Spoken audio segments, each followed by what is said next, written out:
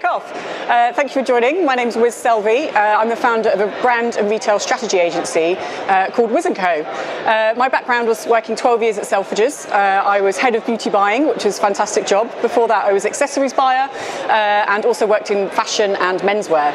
So I've had a lot of experience working in retail. I've also worked for brands as well. So for Soho House Retail, their interiors brand and their beauty brand. And then I started Wizz & Co about 4 years ago. And we work with a cross-section of brands, from independent brand founders to corporate brands to global retailers to investors who are looking to find out what's going on in the market, what they should be investing in. So I've got a lot of experience working in retail, having been at Selfridges. I've also worked with Ocado, with Next, with Fenwick, and I've also worked a lot with fast-growing direct-to-consumer brands who want to get into retail. So this is really about how do you decide what you should be doing when you are growing a brand. So I'm going to go into kind of the pros and cons of retail and D2C and what's happening to help you on your journey. So I'm going to talk about what's really going on in retail. It's something I'm asked about all the time. Should I be going into retail? Is retail dead? So kind of want to talk a bit about that and the trends today. If you're not working with retailers, I'm going to talk about how to pitch to buyers. I've literally been pitched to thousands and thousands of times. So know what it takes to get stand out to those buyers.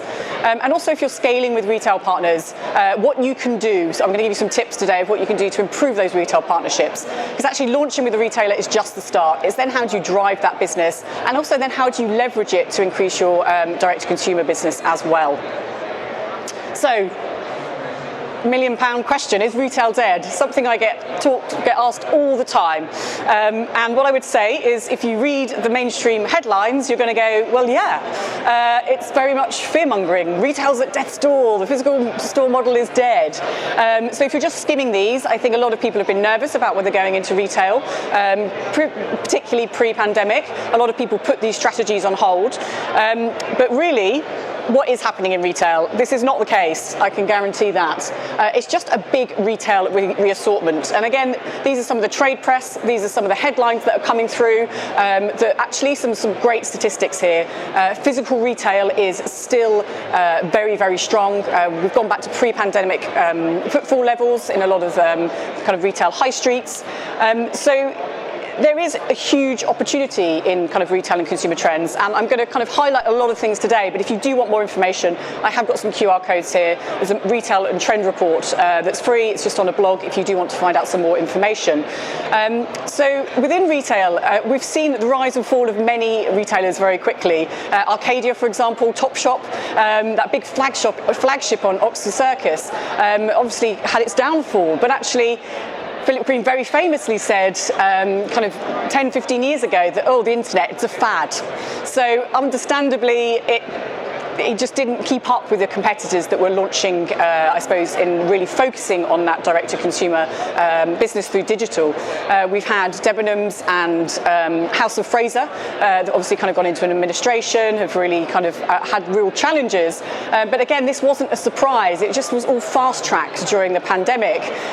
John Lewis has had profit warnings, but ultimately they were just directly competing with House of Fraser and with House of Fraser and with Debenhams. They were price matching, so they had real challenges with profits. They weren't innovating. What they were doing, it was nothing different to what was happening on the rest of the high street. And we've seen a lot of exciting retailers come through. People like Next, for example, I suppose a household name that we're very familiar to seeing on the high street, but actually they've been, I suppose, very British in a way and quietly creeping along and taking a lot of market share from these retailers that have, I suppose, fallen to the wayside now. They've got a very, very strong digital business and online business, and they sell a huge amount of brands within that portfolio. And it's the number one retailer for fashion, for home, for kids wear in the UK. So not to be underestimated. Some people know this and like, yes, we love it, but other people don't really understand the scale or the size of that yet. So this has been slowly creeping along. You have some amazing kind of retailers that have emerged, like Flannels, still part of the Frasers group, but they've gone super luxe. They've really targeted a Gen Z customer, and really targeted to people outside of London, which actually is a kind of a breath of fresh air to me.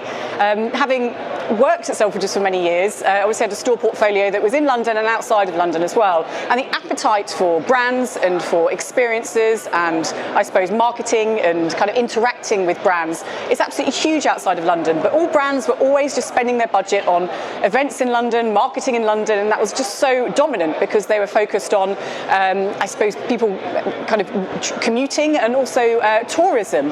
So actually, if you did anything outside of London, you'd get much more interaction, engagement and traction. And actually, Flannels have really captured this as well in a new market. They've been doing very well over the years in high fashion, and they've also launched into the beauty category as well. So we're seeing a lot of retailers also diversifying their product portfolio as well. The fashion has kind of started to take a bit of a hit. People are thinking about fast fashion, whether they should be what they should be buying. We've had a big kind of change in category mix as people have been spending a lot more time at home, haven't been going to the office, we haven't been able to go out. But again, this is all shifting again. A lot of people have been thinking more about beauty, self-care, well-being. So again, this category mix has really started to change. And also the way we shop, the way we consume information as well is really started to change. And I think we can probably all resonate with the way we used to shop, the way we shop now. And I suppose the difference as well with our attention spans, I've certainly found it myself, is we loved digital at the beginning of the pandemic, and we were all spending a lot of time online, we were researching, but we see things like the rise of things like TikTok with the kind of these 3-second quick videos, and we're constantly scrolling, but actually not much information is going into our brains. There's too much information out there. So actually we're seeing this kind of bubble burst a bit of digital because it's getting harder to get cut through. There's been a huge amount of digital advertising changes with kind of iOS upgrades. There's a lot happening in the past week or so with Facebook ads. Things are really dramatically changing. So there's a fatigue out there, I think, from all of us. Everybody has kind of got some low energy. So it's getting more and more important to create deeper connections with your customers. And whatever type of business you have, if you're their customers, if they're clients and you're a service-based business, is how can you provide more value to people? And that's not value through price, that is value through experience, through the length of time somebody is spending on your website, or how you're offering education, different experiences. I mean, like today, I really value everybody who's spent the time to come and sit here today and listen to me, because hopefully you'll come away with something and you'll remember something that you can apply to your business, rather than a quick scroll through Instagram and kind of consuming all of this content that's very hard to remember when you're looking at multiple things at once. I talk a lot about retail and consumer trends. I'm hugely passionate about it. I think having been a buyer for so many years, I had to constantly predict the future. I was working kind of 6 months or 12 months ahead, predicting what the customer wanted, what brands to bring in, what the trends were. So it's kind of very instinctive to me. And it's so important to be following what's happening to make sure you are future-proofing your business. So if you do want some more information, I talk regularly, so please do follow me on this. And I put a lot of content out for free on this one.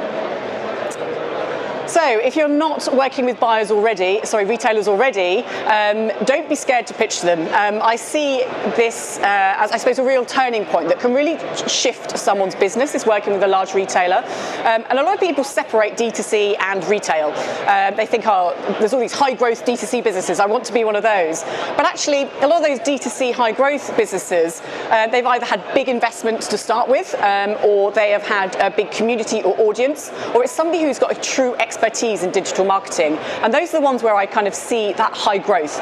If you don't have those experiences, it can be more challenging, but actually working with retailers can mean that you can access a huge customer base very quickly. It gives brand trust to customers as well, because they can really start to see, well, there's validation here. It's sat next to some of these other big brands that I know about, and actually it creates a halo effect for your direct-to-consumer businesses as well, and it can reduce your digital advertising costs, for example, and it can just kind of create a more, I suppose, holistic way for you to scale your brand, which I think is more important than ever, because we are seeing so many changes in the digital world, from accounts being blocked on Instagram, like I mentioned, the digital advertising challenges. Again, even with retail, when we've had the store closures, that's been challenging as well. So we can't rely just on one channel, and we shouldn't be thinking about just one channel. And I think I see a lot of business owners, whether they're founders or they're corporate leaders, and their focus often kind of gets sucked into one area of the business. So I'm kind of always encouraging people, how can you zoom out of your business? How can you look at the bigger picture? What are the multiple different touch points that your customer could be discovering you? Because ultimately that will bring brand trust, and that will then kind of increase your conversion rates, and whether that's in store or that's digital as well. So if you are pitching to buyers, I'm going to be giving you some tips today, because it really, really can leverage your business. And I've seen a lot of people thought, hang on, I'm going to wait to see what happens for the pandemic.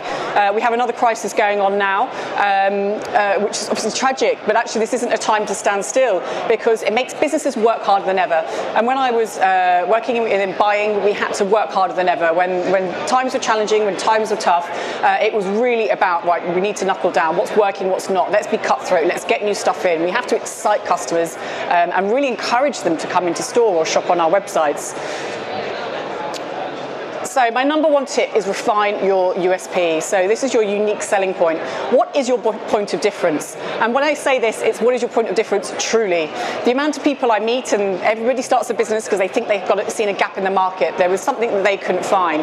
But there are millions of new brands out there now. And it's really understanding not only before you launch, but also when you have launched and when you're about to pitch to buyers. Make sure you're looking at the market again, working out what that point of difference is, and how you can communicate that really clearly and really succinctly. So again, going back to that kind of that digital fatigue, that kind of how it's hard for us to keep remembering so much information, we need to be able to communicate what we're doing really, really quickly, where it can resonate with somebody. And often that's creating an emotional connection with somebody. There are a lot of female-founded, sustainable vegan skincare brands out there. That's not telling me anything. They're all facts. That's not emotion. That's not going to think, I need that in my life. That's solving a problem for me. So it's really about how do you stand out. And for example, what I say at Wizz & Co is, I want you to be the brand that your customers rave about. And automatically, I hope people goes, yay, I want that to be me. So it's creating that one line, it's creating that connection. Because again, this is going to be so important when you are pitching to a buyer as well. That buyer is going to know the market inside out, they're going to know their product assortment inside out, and so you need to be then reviewing your point of difference compared to the brands they already stock. They are not going to be discontinuing a brand to bring in something that's quite similar. So people think, oh, I've already created the brand, I don't need to do this again, but you need to be constantly reviewing it, evolving it to keep relevant.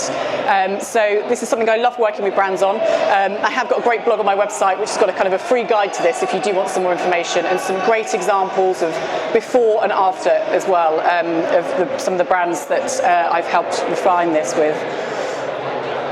Ultimately, do your research. And this may sound obvious, but honestly, the amount of people that would contact me when I was a buyer, they spelt my name wrong, they didn't even bother finding out my name, they copied and pasted an email and saying, hey, this would be great fit for Harrods. And I was like, hey, no, this is Selfridges.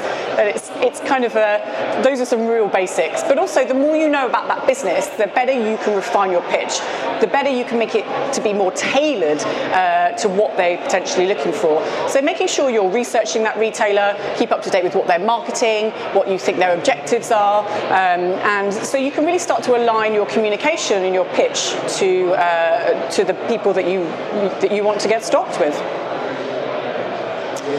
Also really think about trending categories as well. So what's happening in the market? Kind of as I mentioned earlier, there was this big shift towards self-care, towards wellness, kind of in the last 18 months.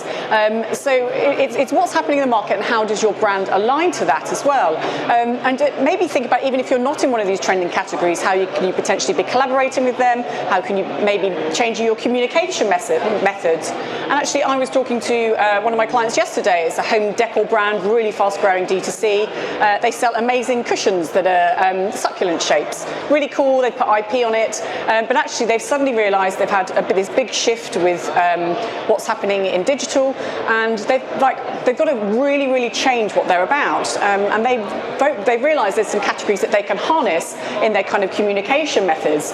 So actually it was like, this was great for a period of time, but then we need to evolve our strategy. We need to really think about what is it that people are looking for at the moment, and how can we align to kind of what those customers are looking for. So again, it's kind of that constant, it's not completely changing your brand or your product, but it's what's that communication and that pivot, which again, thinking about this is going to really help when you're pitching to those retailers. This is my biggest bit of advice. If you're going to remember one thing today about pitching to retailers, this is prove your sales value. It's forgotten 9 out of 10 times with people that are pitching to buyers. Even the people I probably launched actually when I was at Selfridges have probably forgotten this in some instances. And this is about understanding the buyer's mindset. They're super creative, they're futurists, they're thinking about the trends and what's happening, but they're super commercial. I was always tasked with double-digit growth year on year, and so you're really thinking about what's going to sell every day, every hour, every week, every month. You're constantly looking at sales reports.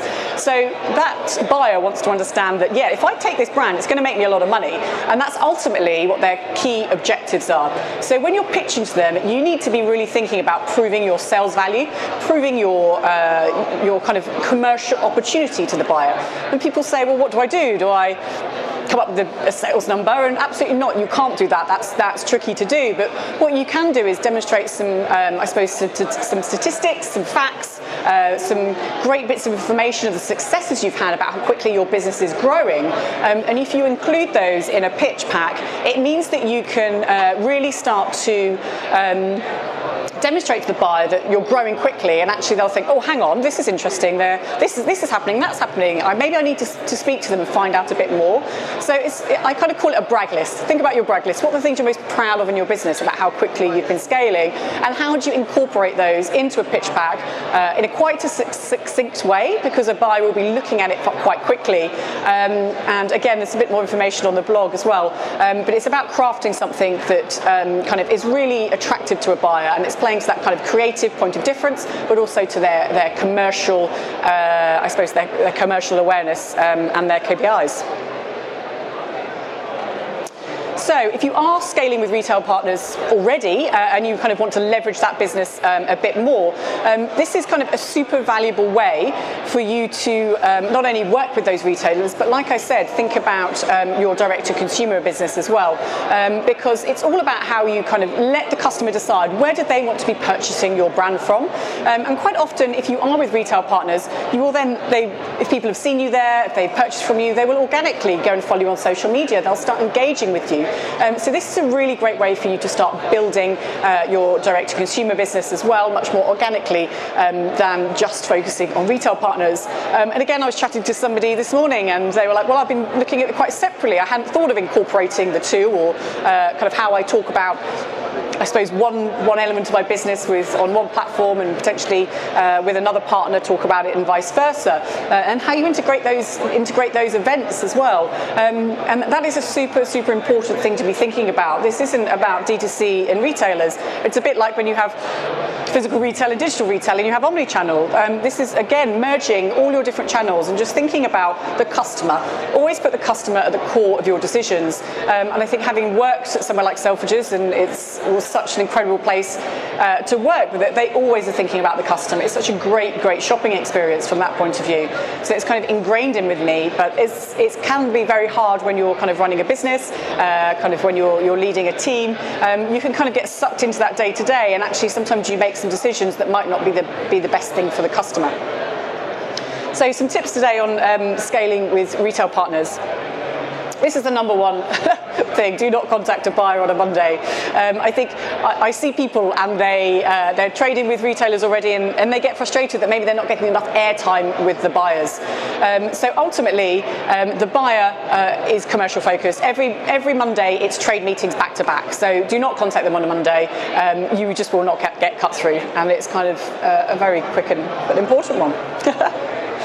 It's also understanding that buyer's remit as well. It's helping them do their job. So the buyer's remit, like I said, it's creative, it's commercial, but sometimes they're looking after between 30 and 100 to 150 brands. So just to have meetings with their existing brands twice a year, plus trading the business, plus working with a lot of internal stakeholders, this can be a real challenge for them from a capacity and time point of view. It's a very chaotic role. When I was head of buying, I was looking at up to 400 brands. I had a very small team of 4 people. So yeah, I look back now and I was like, wow, I was crazy, crazy to do that. But as a result, they don't have much time. So if you do have communication with them, make sure it's really kind of clear, it's short, it's succinct, and help them do their job. So what are their KPIs? What are their objectives? And ultimately, they want to be creating a great customer experience. They want to kind of get more customers coming to them. So again, that's where you have the opportunity with your direct-to-consumer businesses, is how can you talk about those retailers, for example, or activity that you're doing where you're stocked, that you could potentially be driving traffic, driving interest to those retailers. And then I hear a lot of people saying, yes, but I get a better margin on my direct-to-consumer business. But if you're not working to trade the business with those retailers, you might not continue to succeed with those retailers. It might kind of be a short period of time you're stocked with them. They need to be seeing growth. So it's absolutely about how you can kind of leverage things each way. And like I said, you will organically start to see things when you're stocked with retailers, kind of that big push and growth that comes to your D2C business as well, which is what I see with a lot of my clients that are that fast growth D2C. So ultimately, keep your communication really constructive, really proactive, and just be really short and sweet. So like I said, it's going to them saying, hey, this is what I think we could do. I would like a meeting, but this is what I want to talk about. Here's an agenda. A lot of people just say, I want a meeting every month for the sake of it. It's like people just don't have time for that with their capacity. The teams are very lean, which is quite consistent across most retailers. I still don't understand why these teams aren't bigger, but I suppose they work hard. And kind of get the results. So really think about how, when you do communicate with them, that it's kind of very, very clear, giving them very quick updates. Don't always expect a response, and really go to them with new ideas as well. So again, this is really thinking creatively. Look at what's happening with that retailer already, what they're doing well with other brands. Is there anything else that you could kind of get inspiration from, potentially replicate, see if there was an opportunity for you to do that with them. So really start to think about kind of how you can craft that.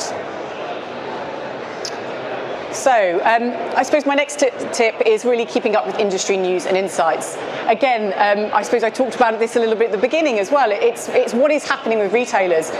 Retailers generally will be marketing and PRing their own kind of marketing campaigns, their own activities. They don't have the capacity to market and PR every single brand.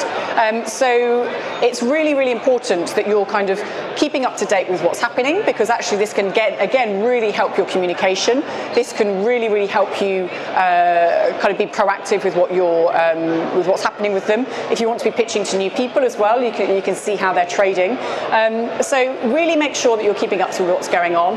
Like you saw with those headlines at the beginning, it's kind of using some of your knowledge to really understand and navigate what the truth is, because we can read some of this mainstream media headlines. There's a lot of scaremongering out there, but actually if you start reading the trade press, keeping up to date with what's going on, you can start to really navigate and understand where your opportunities are, not only with retailers, but also kind of with those trends that are happening in the industry. Like I said, I talk a lot about this. I've got an event coming up in 3 weeks where I'm talking about retail and consumer trends. So there's a couple of tickets left if anybody would like to join me. But it is so important, because the buyer just so appreciates when people know what they're doing. They want the people that, and actually when you first meet with them, if they think this person knows what they're talking about, they're going to know how to trade the business. That's actually going to give them the buyer the encouragement that actually maybe I will stock this brand. Because if it's somebody that they feel from a character point of view it's going to be quite hard to work with, again, they know that's going to be a huge time drain for them. So unless your brand is super hot and on fire, that could be kind of a bit of a deterrent for them. So that's kind of my kind of overarching themes for today. And I suppose to summarise, I think D2C is just as important as retail. Obviously, my experience and background is a lot with retailers, but I work a lot with high growth D2C brands as well. And the market is massively shifting. So how can you be discovered in multiple different touch points? So there's kind of a phrase called the marketing rule of 7, which people need to see your brand at least 7 times before they even start to remember or take action on your brand. So if that's the case, that isn't about posting 7 posts on Instagram. That's about how can you be seen in 7 different places, which will start to kind of build your customer engagement. It will start to build that customer interest. So really start to think about all the different places people could be discovering you, and also thinking about your sales funnel as well. So your customer journey is that there's that building brand awareness, there's getting people interested, and then there's all of that kind of touch points before people get to that purchase stage.